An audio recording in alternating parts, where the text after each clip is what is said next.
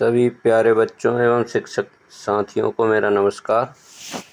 मैं रवि साहू सर, स्वागत है आपका मेरे YouTube channel smart maths with Ravi sir में। तो आज मैं आपके लिए ये एक नया टॉपिक थेल्स प्रमेय जो है कक्षा 10वीं में हमारी पहली जो प्रमेय है चैप्टर 6 की, वो थेल्स प्रमेय है और ये परीक्षा की दृष्टि से बहुत महत्वपूर्ण है। इसलिए आज मैं ये वीडियो बना रहा हूँ बच्चों के लिए जो अभी next month half yearly exam होने हैं, तो उसमें इसकी संभावना है कि ये हमें सभी शिक्षक साथी पूछेंगे बच्चों से करवाने के लिए, या यदि पेपर का जैसा भी है वो उसमें थेल्स प्रमेय आने की पूरी संभावना है। इसलिए हम आज ये प्रमेय लेकर आए हैं।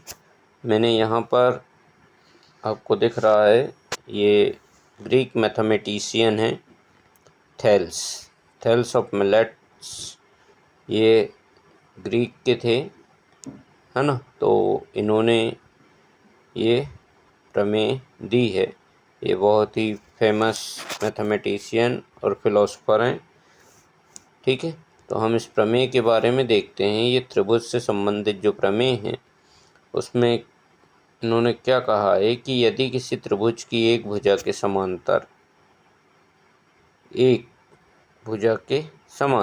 कोई भी त्रिभुज है, उसमें सपोज इस त्रिभुज में मैंने इस भुजा BC को लिया है, तो इस भुजा BC के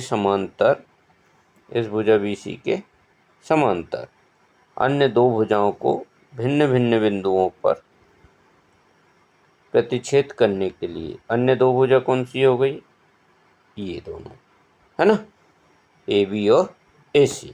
तो अन्य दो भुजाओं को भिन्न भिन्न बिंदुओं पर प्रतिच्छेद करने के लिए एक रेखा खींची जाए। ये एक रेखा खींची DE, तो ये अन्य दो भुजाओं को एक ही अनुपात में विभाजित करती है। ये हमें सिद्ध करना है, ठीक है। तो यहाँ पर हमको दिया हुआ क्या है उसको हम देखते हैं कि सबसे पहले हमको दिया है उसको लिख दें हम। हमारा जो स्टेटमेंट है उसके अनुसार हम लिखेंगे कि क्या दिया है ना। तो स्टेटमेंट के अनुसार हम लिखें जो भी दिया है उसे। पेन नहीं चल पा रहा सही।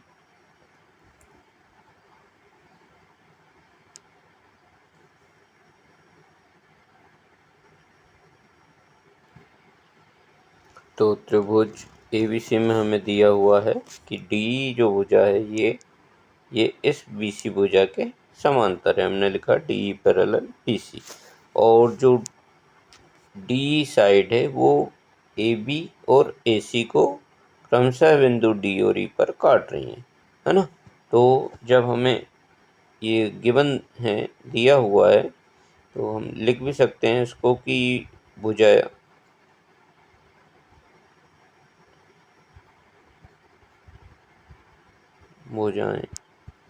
AB और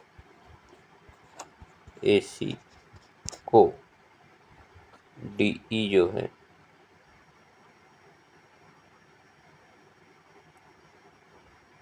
क्रमशः बिंदु D और E पर प्रतिच्छेद करती है,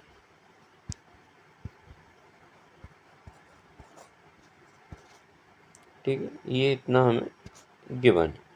अब हमें जो गिवन है उसके अनुसार हमें प्रूव करना है। जो प्रूव करने को कहा, तो मैं इसमें क्या करूँगा कि जो कंस्ट्रक्शन है मुझे करना वो करेंगे हम रचना।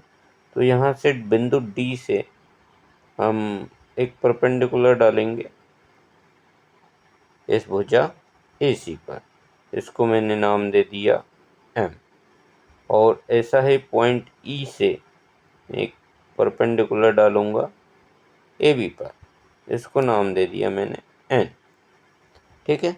तो आपको दिख रहा है DM और EN, ये दोनों परपेंडिकुलर हमने डाल दिए, है ना। इनका हमें काम है। तो इसको हम रचना में लिख लेंगे। और रचना में क्या करूँगा, मैं बी से ई को मिला दूँगा, यहाँ से बी से ई को मिला दिया और सी से डी को मिला दूँगा। ये सी से मैंने इस डी को मिला दिया, तो यही रचना है हमारी। इसको हम रचना में लिख देंगे, ठीक है। रचना में क्या क्या किया, सी डी और बी ई को मिलाया,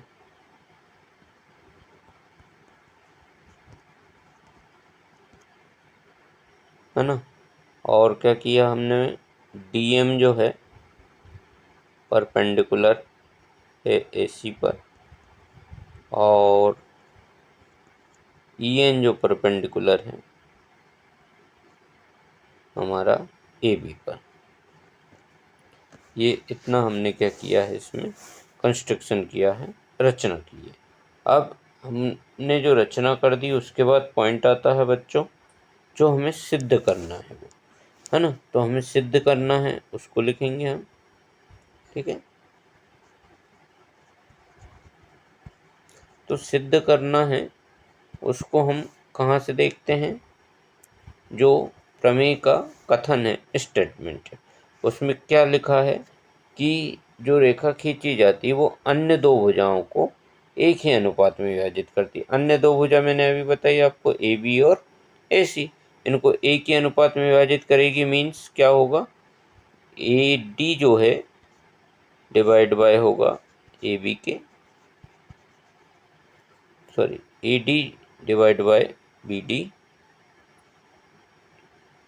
आज पेन नहीं चल पा रहा सही,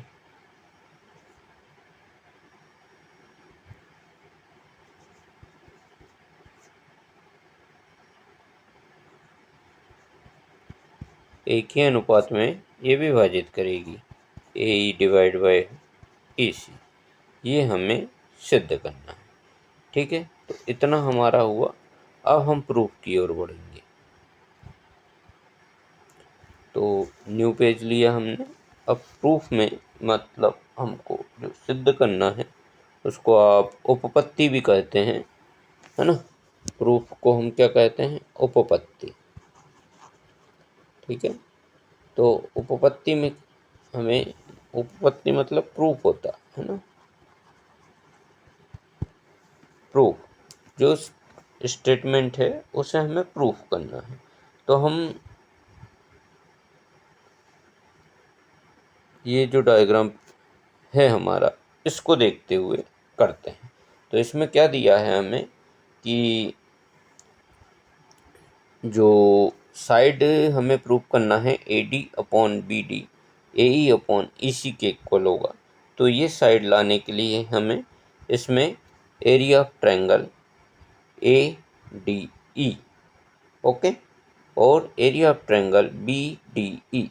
ये आपको मैं कुछ से एडिट करके बता देता हूँ कि ये जो एरिया है इस ट्रायंगल का,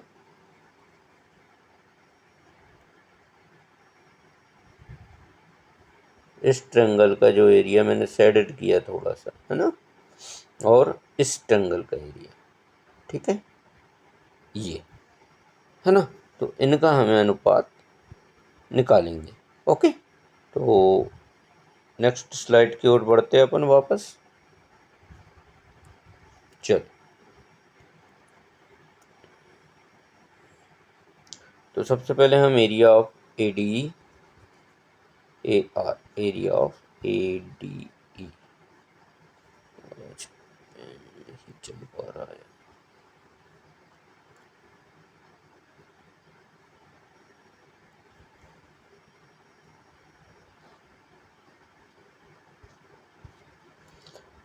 त्रिभुज का क्षेत्रफल क्या होता है बच्चों, 1/2 बेस इंटू हाइट, ऐसे लिखते ना, आधार गुणित ऊंचाई, ठीक है। तो हमारे लिए ए डी ई में 1/2 बेस क्या हो गया बच्चों, ए डी, और इसकी हाइट हमने जो ली है वो क्या होगी, जो हमने परपेंडिकुलर डाला वो, ठीक है। तो ई एन हमारा क्या हो गया, परपेंडिकुलर या उसकी हाइट। आप देख सकते हैं वापस इधर इस शीट में देखिए, ये AD है साइड, है ना, और ये जो मैंने परपेंडिकुलर ब्लैक डॉटेड लाइन से जो डाला EN, ये इसका परपेंडिकुलर। तो 1/2 बेस इंटू हाइट। ठीक है, ऐसा ही अब अगले उसमें देखेंगे हम ट्रायंगल का जो एरिया है BDE का एरिया। तो BDE का एरिया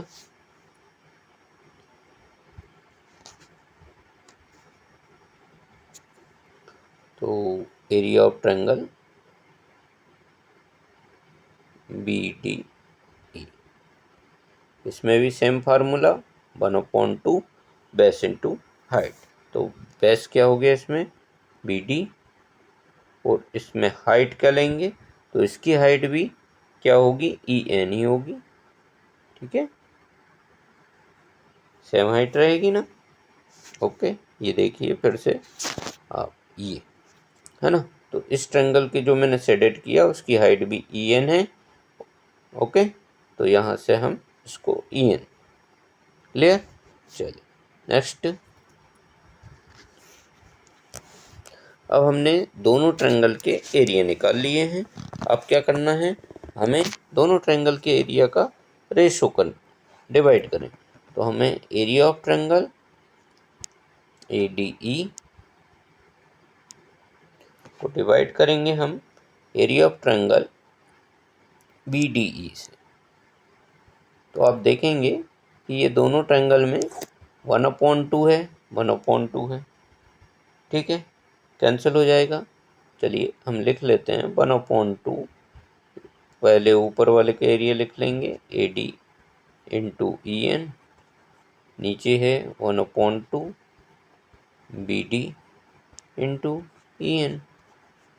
ठीक है ना, तो 1/2 से 1/2 कैंसिल आउट करो, EN से EN को कैंसिल आउट करो, तो हमारे पास फाइनली जो मिलेगा दोनों का रेशो मिल गया है क्या, BD AD अपॉन BD। ठीक है, तो हमें एक इक्वेशन मिल गया। अब नेक्स्ट उसको हम दूसरे उसमें देखते हैं, एरिया ऑफ ट्रायंगल ADE। ठीक है, ये डायग्राम देखो। अब वापस हम पिछली स्लाइड पे चलते हैं, फिर से इस एरिया इसको लेंगे हम। देखो मैं फिर से शेडेड करता हूँ उसको, तो यही ट्रायंगल लेंगे, है ना, और इसके साथ आप इस ट्रायंगल को लेंगे।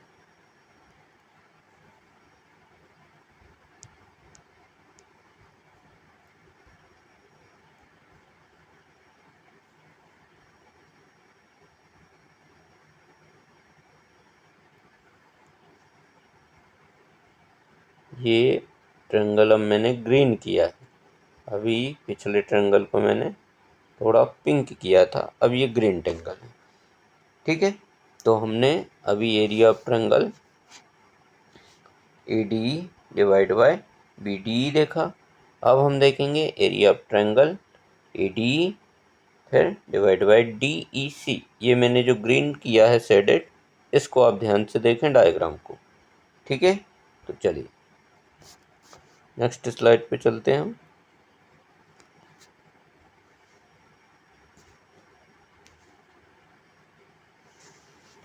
चलिए बच्चों, तो हमारा अगला जो है एरिया ऑफ ट्रायंगल, वापस में ADE लिखूँगा और डायरेक्ट अब दोनों का रेशो निकाल ले रहे हैं हम, एरिया ऑफ ट्रायंगल DEC। तो हम देखेंगे कि अभी जो हमने एरिया लिया था वही 1/2 बेस इंटू हाइट। तो अब इस बार बेस कौन सा लेना है हमको और हाइट कौन सी लेनी है, तो वापस हम इस स्लाइड से पिछली स्लाइड पे चलते हैं। अब देखिए यहाँ पर एरिया अभी हमने लिया था एरिया ऑफ ट्रायंगल ADE के साथ में ये पिंक कलर से जो दिख रहा है BDE। अब मैंने लिया है इस बार area of triangle ADE divide by DEC, जो आपको लाइट ग्रीन कलर में शेडेड दिख रहा होगा। तो इसके लिए हमने अब 1/2 बेस, तो बेस क्या होगा इसके लिए, अब AE होगा, है ना। देखिए मैं इसको कुछ अलग कलर से आपको करके बताता हूँ कि जो बेस होगा वो ये होगा, है ना, जो पिंक कलर से मैं लाइन ड्रा कर रहा, आपको टिक लगाया है, ये इसका बेस होगा। अब इसके बेस के लिए इसकी हाइट क्या हो जाएगी फिर, DM।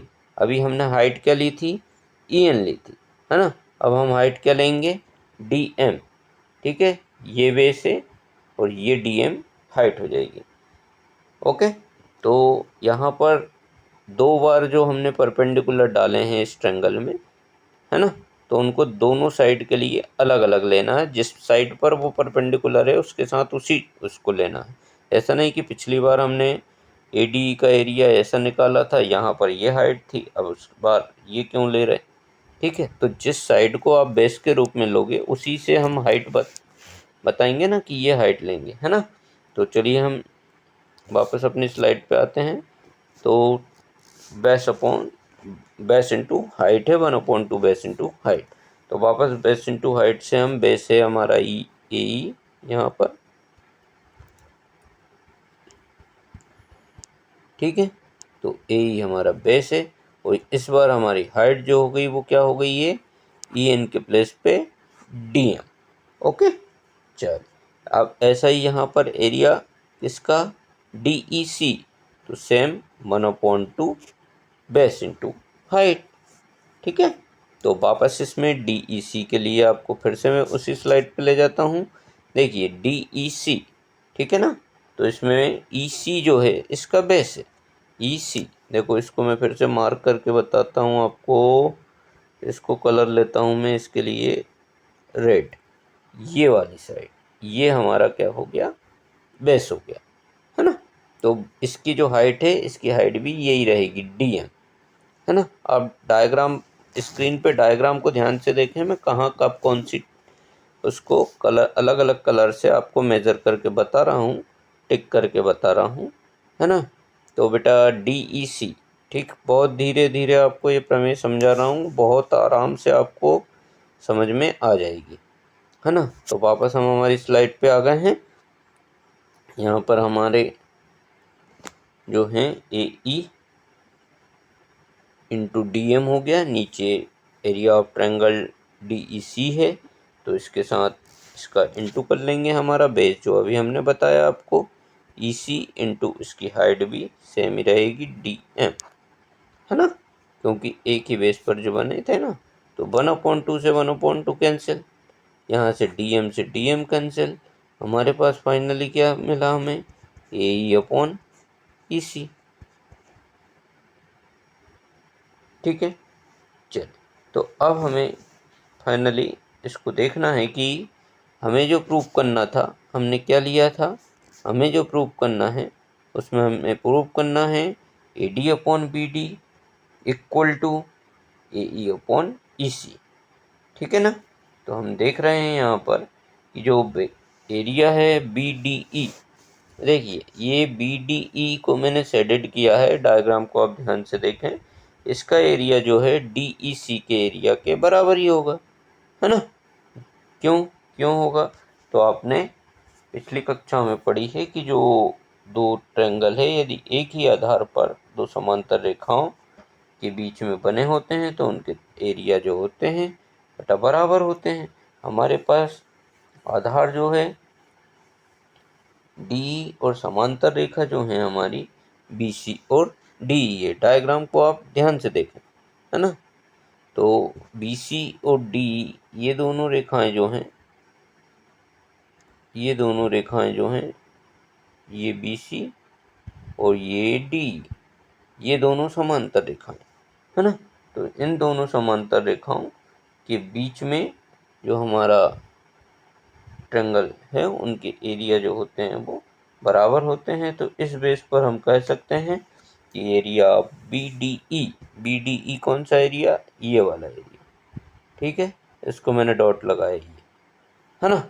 तो इसके एरिया के बराबर कौन सा होगा, DEC, ठीक है, इसका एरिया। ओके, दोनों ट्रायंगल आपको दिख रहे हैं, दोनों ट्रायंगल एक ही बेस पर बने हुए हैं, DE पर। ठीक है बच्चों, तो हमें यहाँ से क्या फाइनली मिलता है कि एरिया ऑफ ट्रायंगल BDE जो है एरिया ऑफ ट्रायंगल DEC के बराबर होता है ना। चलिए एरिया ऑफ ट्रायंगल जो है since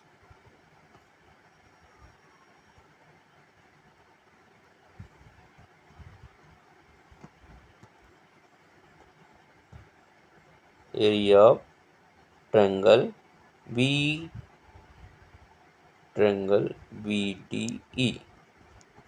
है ना बच्चों। ये किसके बराबर होगा?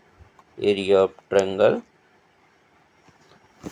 जो उसके DEC। अब ये दोनों ट्रायंगल के एरिया बराबर हैं, तो हमें क्या प्रूफ होता है कि जो हमारा AD अपॉन BD है वो किसके इक्वल होगा?